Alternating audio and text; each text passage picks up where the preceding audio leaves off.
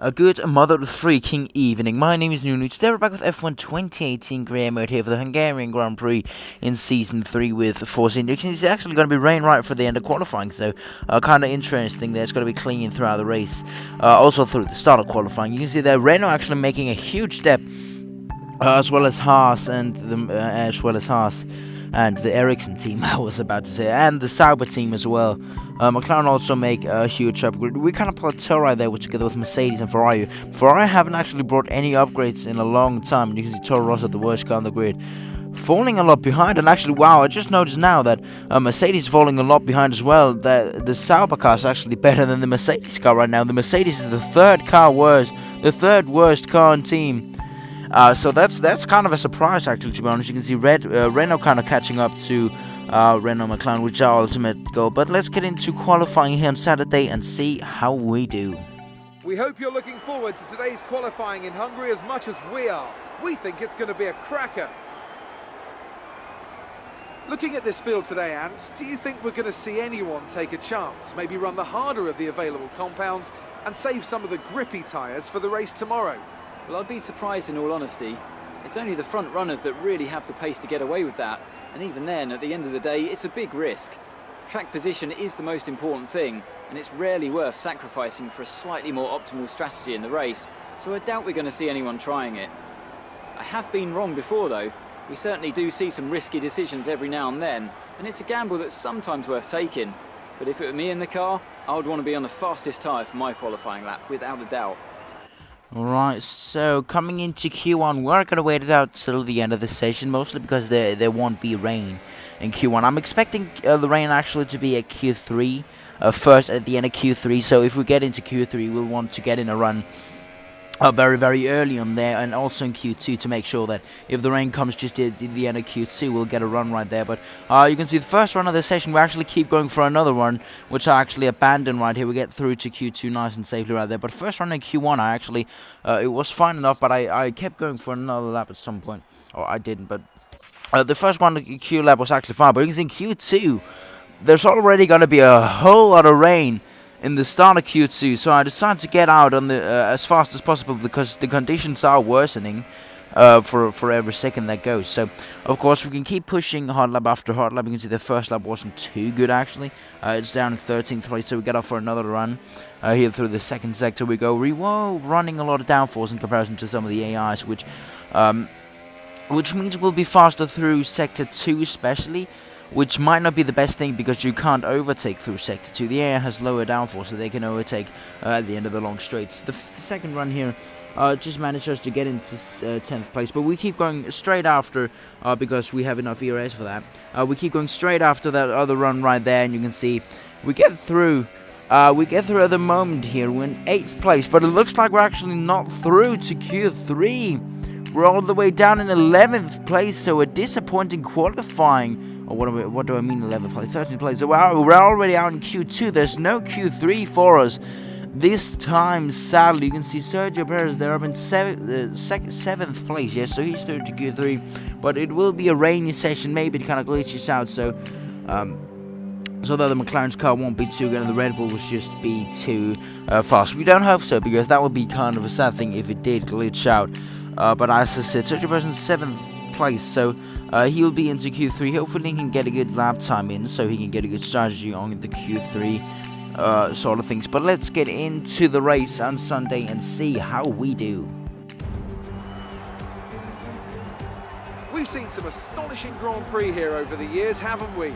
The drama of 2015 is a recent example.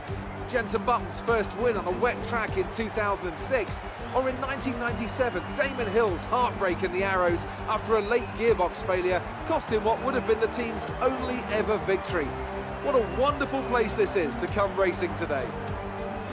We're northeast of Budapest for the race today at the 2.7-mile Hungaroring circuit. 14 corners here, 8 to the right and 6 to the left, on a track where downforce is king and passing is notoriously difficult. With me to enjoy it all is Anthony Davidson, a man who made his Grand Prix debut here with Minardi back in 2002. So, Ant, this is a bit of a special one for you, I'd imagine. Yeah, I'd say so. I also stood in to commentate on Jensen's win in 2006, and as I was a test driver for Honda at the time, you can imagine that was quite an emotional Grand Prix. It's also a tough circuit on the drivers, this one too. Lots of long, slow corners that require a lot of patience from inside the car. Plus, it's a very downforce heavy circuit. I mean, it's all relative, of course, but if you're lacking a bit in downforce, or if you've got a bit of an imbalance in the setup, this is definitely one of the worst places to have to deal with that. With that then, let's run through the grid order. Max Verstappen put in a fantastic lap yesterday, and he starts from pole position. And Kimi Räikkönen completes the front row. Looking down the rest of the grid, we have Ricciardo, Sainz, Fernando Alonso, and Magnussen, Grosjean, Perez, Leclerc, and Marcus Ericsson, Wang, Stroll, Brendan Hartley, and Gasly, Hulkenberg. They'll be starting further back after an earlier grid penalty. Vettel, Lewis Hamilton, and Valtteri Bottas. Van Dorn and Sergei Sirotkin rounds off the grid. Now it's almost time to lights out, so let's go down to the track. Alright, thank you for the introduction right there, Croft. We're actually for once in a while going to go for a two-stop strategy instead of a one-stop here. We're going to go ultra soft, ultra soft. Maybe it will change through the race. We'll never know if we get caught up in traffic or something. But here we are on the grid. 35 laps around the Hungaroring is 5 red lights. And away we go. Ericsson there getting off to an okay getaway right in front of us there. We got off to terrible getaway actually right there. We move over to cover Brendan Hartley on the inside. Through the inside wall we go. You can see it's a terrible start there. There's already a giant gap there. We're going to go for a double, a triple dive maybe inside of their own teammate. But we're going to leave him space because it is our teammate. You can see there Ericsson getting off to a good exit right there. So we didn't lose anything, didn't get anything, just like in Hockenheim almost. But here we are. They still have one. There's still a lot of overtaking opportunities. You can see that we're trying to go around the outside of Ericsson right there, of course. As I said in qualifying, we have so much more downforce than anyone else. But they have so much less downforce, so they can go faster in the straight. Sector 2 might be our time to shine. You can see how much we just catch up right there to the back of Leclerc. Actually even hit him because there's so much. We try to go around the outside of him in this fourth gear.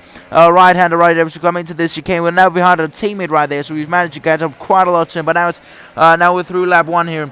We need to calm it down now a bit because it's been a hectic lap 1 for us. We've gotten 2 positions. Now we're behind our teammate right here. We don't want to go for any risky dive bombs on him.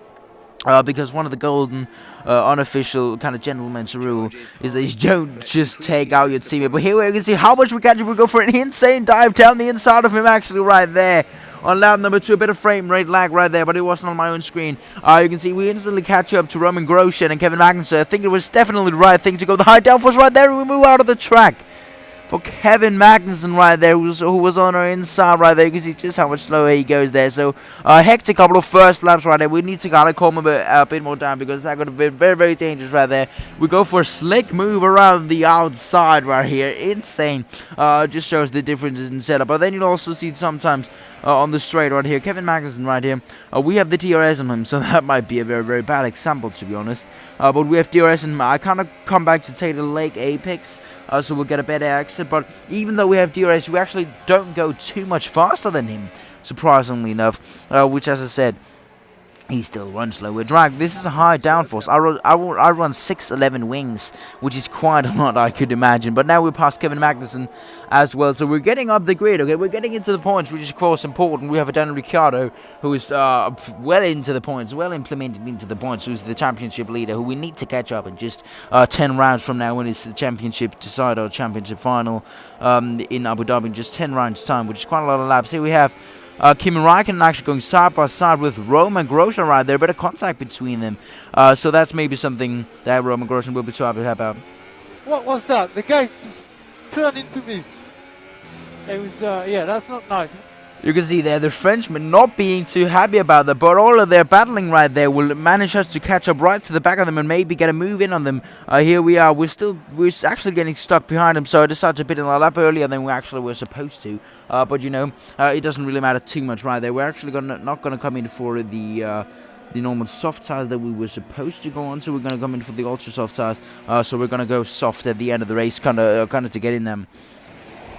Fast kind of. No, we are going to get in for the soft tires. I'm messing around with the one on Hockenheim, to be honest.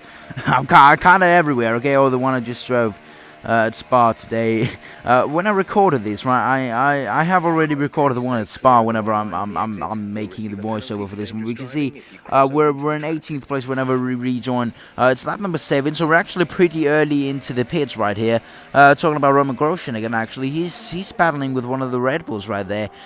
He was the one, of course, that was in front of us before battling with one of the Ferrari Kimi Räikkönen, which you can see right behind him. They made a bit of contact. They were actually compromising each other's racing line by quite a lot right there. So we're trying to catch up to them at the moment. We're actually catching up to this long train that is getting held up by the Toro Rosso, the worst car on the grid, by quite a margin. You can see how much of a train is actually holding up right behind him.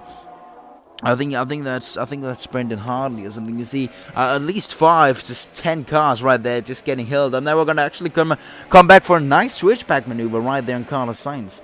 Very, very smooth and nice there. But he's actually going to keep it down the inside. We're going to keep it to the outside. But now we're going down the long street. You see, even though we have the DRS, he has the DRS. These guys have so much more straight line speed right there. Roman Grosjean going to squeeze tight to the inside. Carlos Sainz is going to go defensive. We're going to go to the outside of the first corner right there. And we get him around the outside. And we move up into 13th place. He's going to keep it closely there. He's going to keep his nose in there. So he's maybe going to try to go for the outside move. The famous or the infamous, however you want to call it, outside move of turn 3. I think that is, yes, turn 3 in this weird kind of track thing, but he isn't going to get that one. So here we are on Valtteri Bottas now, lap number 10 out of 35. We're getting held up very, very much, so if we're going to want a chance for podium in this one, this is not an optimal strategy here. We're actually going to go for a surprising dive. Even for me, I remember, I wasn't going to go for the dive normally. I was going to wait for I don't know, to turn 7 or sector 2 of the next corner right there, but he braked extremely early, so that was kind of a surprise. Now we're going to go around the outside of Hamilton just a couple of laps later. Actually, we're going to go for the outside move of turn 1, and it looks like we're actually going to get him, but he still keeps it inside. Of course, Hamilton giving a lot of racing room because he's a very, very wise guy, whatever you want to call it. But in the Mercedes, the third worst car on the grid, so not too good. After the 3 seasons that we've done F1 2018 grid, Bottas actually trying to attack us as well. But now it's not the Toro Rosso there that's holding up the field. Now it's one of the Williamses, which is not too much faster than the Toro Rosso. So they're kind of changing the chop between those two. We're going to kind of throw Dummy to the outside, but go to the inside of Lewis Hamilton here, and we move up into 13th place. I think most of these guys are on the 2-stop strategy as well, because I saw a lot of people started on the ultra soft tires. It wasn't too much slower actually, and I like newer tires. We're going to come into the end to the pits earlier than expected. Actually 3 laps early, because I felt like we were getting held up too much by the queue. I feel like the cars and the tyre were good enough to hold up for the last half of the race, but we were just getting held up too much by the train, so I decided to come in 3 laps early for a pit stop onto this soft tyre. So now we're going to need to drive a little bit more tyre conservatively than we've done over the first 15 laps of the race. You can see it's the Williams right behind us. There's clean air all the way, so I think it was the right strategy call. We're going to come outside but south of Lance Stroll, but we're going to kind of turn in late so we can get the car straight and early on the throttle right there and come back for a nice switchback maneuver on him right there, so he won't hold us up. But now we have Ericsson. Now we're getting stuck behind Marcus Ericsson for, actually, it was a couple of laps, and I mean, normally it's all Ericsson's fault, literally. But you can see we managed to get past him nice and easily right there. So we're cruising around, we're getting past people, as well as Carlos Sainz right behind us, who's come out from his second pit stop, I think it is. Yes, he's on the soft tyre as well, so he's doing the same strategy as us, just a bit later of a pit. So he's right behind us. He's lapping the same pace as us, actually, pretty quickly. Right there, but here we have the most irritable moment of the race, okay? Fuck me, okay? It goes black again, just like Hockenheim. I can tell you we came home in 7th place, yes. We came home in 7th place to claim a couple of points. It was Fernando Alonso who took the race win with a double podium right beside him. But literally, I have fixed the problem by now. I have fixed the problem. I know what the problem is, and I promise you, in Spa and onwards from the rest of the career mode, this won't happen. I can't promise you that, because sometimes technical difficulties with me is kind of stupid. But I hope you enjoyed this video. Remember to like and subscribe. I know it's sad, all of this, but it just all gone lost. I will show it in the next video of Spa. What position and stuff like that, what the positions were in the race. I'll promise you I'll do that. But talking about Spa, I'll see you then. Remember to like, subscribe. I hope you enjoyed, and I'll see you all in the next one. Bye, guys.